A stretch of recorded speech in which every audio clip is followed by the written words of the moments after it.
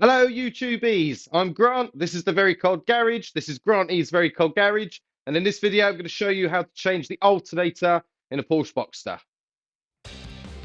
For this job, you will need 24mm socket, 13mm socket, 11mm socket, whatever your preferred weapon of choice for a 10mm, and the various paraphernalia to turn them. A precision leverage device. And here's what you might want: a decent light, a couple of screwdrivers, particularly a small flat blade for the electric connector, as well as other persuasion instruments, and gloves. First things first, we need to put the car into service mode. To do that, you just need to open the roof about 2/3 or a third of the way, 2/3 closed. We do have a video that shows the absolute step-by-step of this. If that's helpful, I'll link it. It'll be up there, or it'll be up there.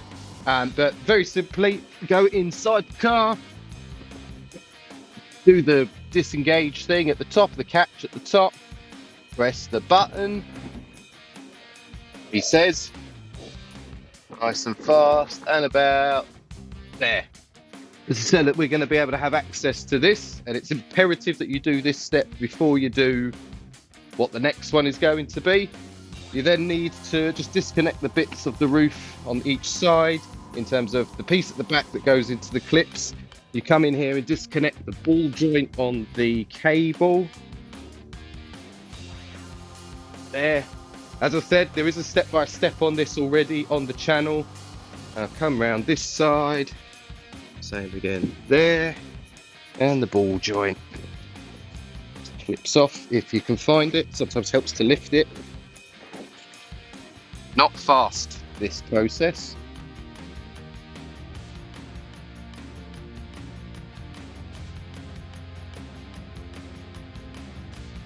There.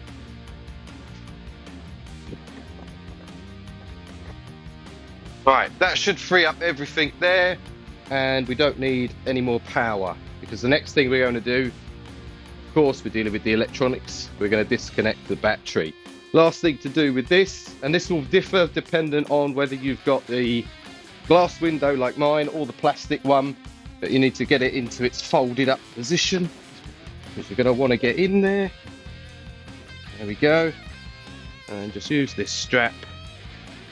I like to just pull it round and attach it onto the little bit that goes in the roof. Right, service position. As mentioned, next thing to do is remove the battery. So open the bonnet or the hood or the front, twist these caps and just pull them as you twist them, nice and easy. Plastic cover comes off. Here's the battery, and this is what you'll need. Typically a 10mm for, but some cars will maybe have had other connectors on them over the course of their lives. And just remove both cables. There we go, nice and loose. Should lift off.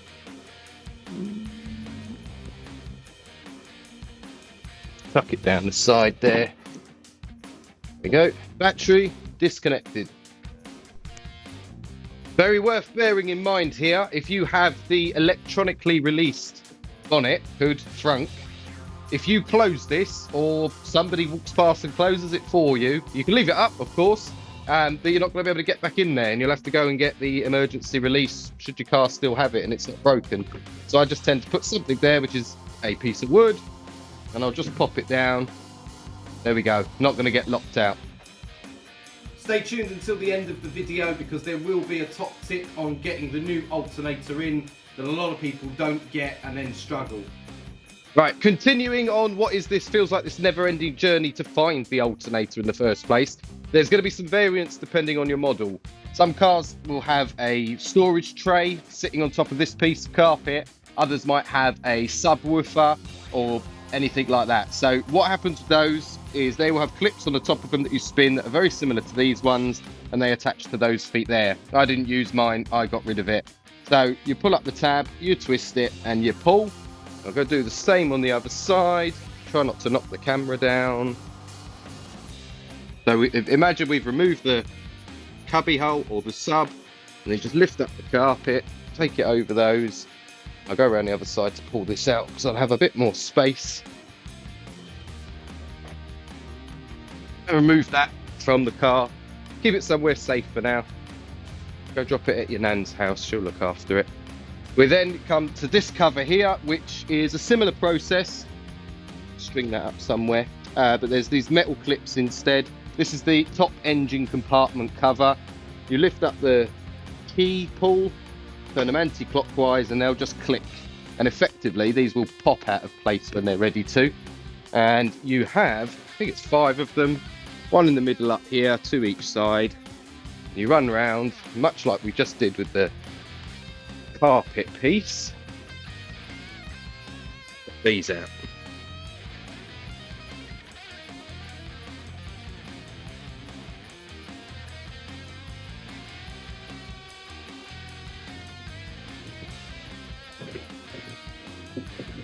There she goes.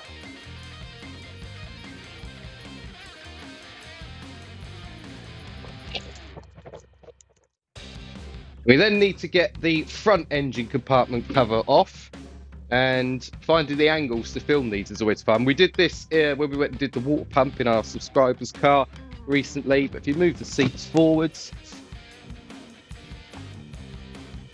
arguable, you may not be able to see a whole amount, but this piece of carpet here is what needs to come out next. And it's simply plastic clips at the top that you can normally just turn with your hand. Although it's freezing, so I'm effectively operating as if I don't own fingerprints. And doing something a bit different with this how-to video, where I'm doing it all as I go. So there may be periods of time where I'm not speaking, but if you've seen any of the other how-to 986 videos in the library, you'll know that normally I'll go explain what I'm doing and then do it. Thought I'd try something a bit different, so let me know below if that's more preferable.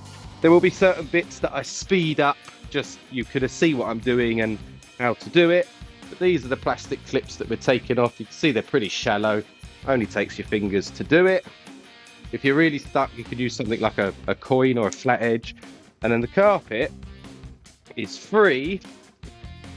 Just be lifted off of its pins or tabs, and then slide it up and out. And this is also a really nice opportunity when these are out. I always like to do it because I'm a bit like that, to give them a good clean, because you're not climbing around in the back of the car. The next thing we need to do to take out this, I might change the camera and just check that you can see it, but this is just the other, oh, you can see. So let me go and grab the 10. Pretty sure it's the 10. It's a 10. It's always a 10. Let me go and grab the motorized one, because there's a lot of these. So I'm going to use my electric screwdriver ultimately, but I've got sockets I can put in it, because there are 1, 2, 3, 4, 5, 6, 7, 8, 9, 10 of these to do in total. No, it's like 9. I don't know. I can't count. There's a lot of them. What I have done is I used the wrench to just break them loose, because you've got to make sure these are tight when they go back on. And all I'm doing is just working my way around, whizzing them all out, because we're just taking this cover again up and out of the way.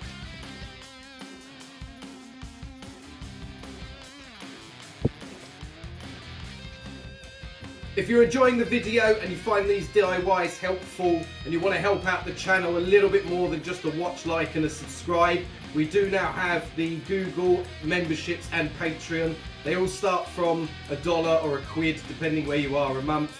Every little helps with the channel. It just means we can make more of these videos faster. That's if you can help a little bit more. Not a problem if you can't, no. Thanks.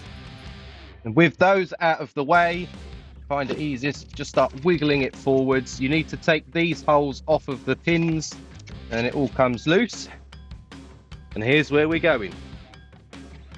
The next thing we need to do is just pay attention, first of all, to where the belt goes before we take it off. Show you here, but I'll also insert a quick graphic.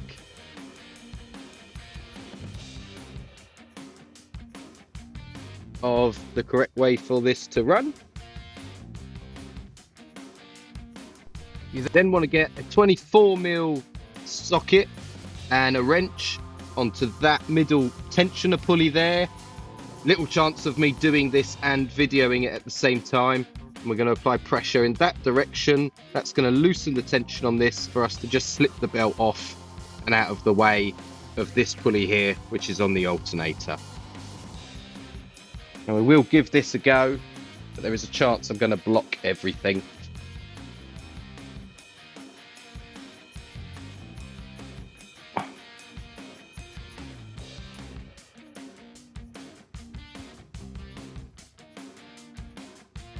Just going to leave the belt mostly in place for now. Always a good point to have a look at it, inspect it, and potentially replace it while you're in here anyway. But I'll leave that like that for now, and we'll get onto the alternator itself. There's only two things we actually need to remove bolts wise, and then there's a clip. And I again hope you could see this. I'll come back in and show you shortly. But there's one here or behind this pulley or this idler, and then one down here as well.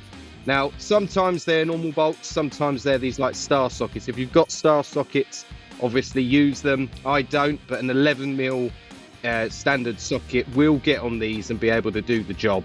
So let's do those.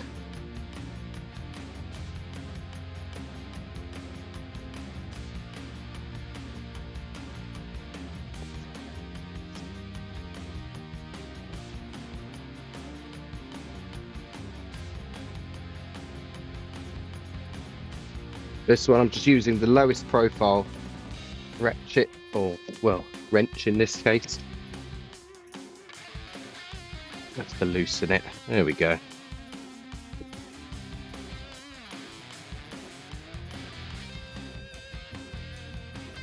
That by hand now.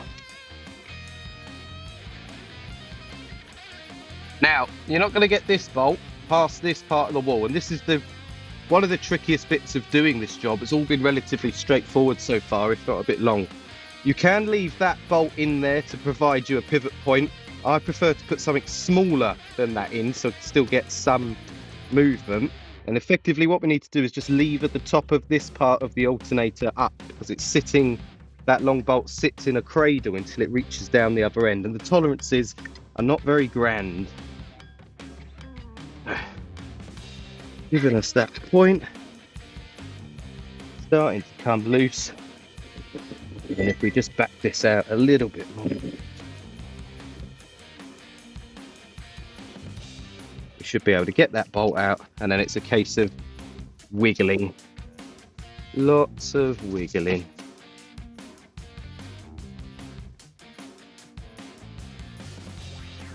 But you will see now the bolt will be able to clear the wall. He says just about. And this is a bit of a difficult part. I wanted to include all of it in here because this is the bit where people are going to struggle if it's the first time doing it.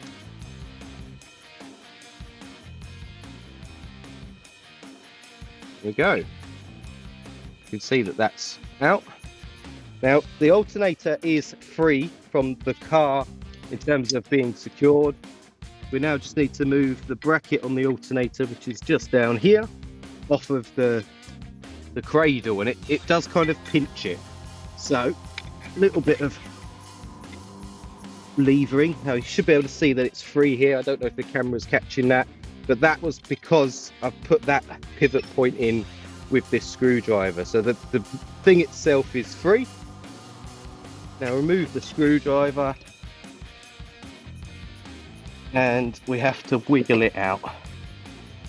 Now getting the alternator physically out is another challenge, because it's a very, very tight space unless you're going to go and remove all the stuff from the top. And I tend to find that actually what you want to do is put these end parts down here, because it gives you the space to let that side get out, and then you can wiggle it out. It's much easier said than done. I may need to lever it back past, but we're effectively trying to get a little bit of counterclockwise rotation on it so that this bracket will clear this carrier.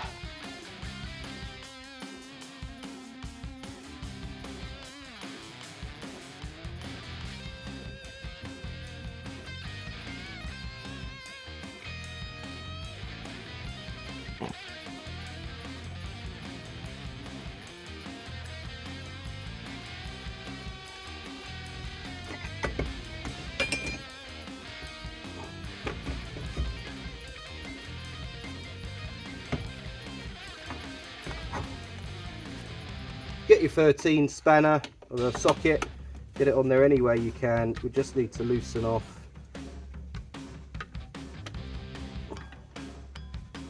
It says, just give it a little, there we go. This is just for the electrical connectors. A little nut on the back.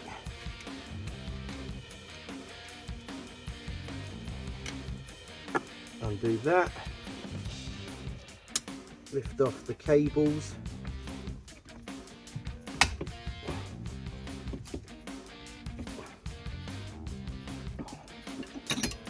What makes this job very difficult is the complete lack of operating room.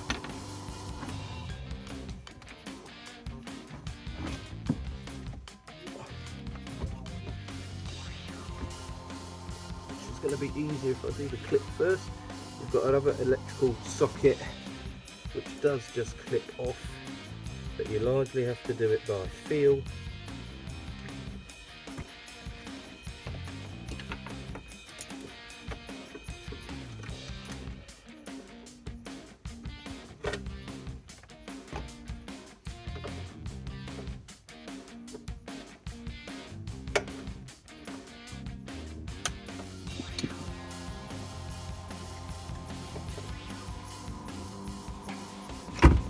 Go and just lift off that, what I think is the ground. It says just lift off.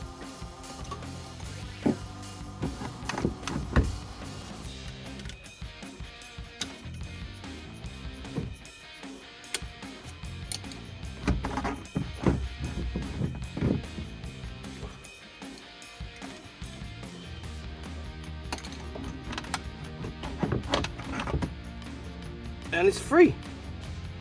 Now the installation is just a reverse of taking it out. The top tip for getting the new one in is, if you look at the bearing in the backside carrier on what is the right hand side looking in at the alternator, it sits slightly proud of the two parts of the bracket that sit in that cradle. If you knock that back through, that will give you more space to wiggle the alternator more freely. You shouldn't need to use any leverage to get it back into position. And then as you tighten the bolt that goes through the idler pulley, that bearing will pull itself tighter to that cradle, and that will help hold the alternator in place. This makes it a lot easier to install the new one or reinstall your reconditioned one, and a lot of people will overlook that. That's the end of this video. If it's helpful, give us a thumbs up. If you have a 986 and you haven't already, subscribe to the channel, because we're building an entire library of DIY videos on these cars. Let's keep as many of them going as we can. They're excellent cars. And I'll see you in the next one.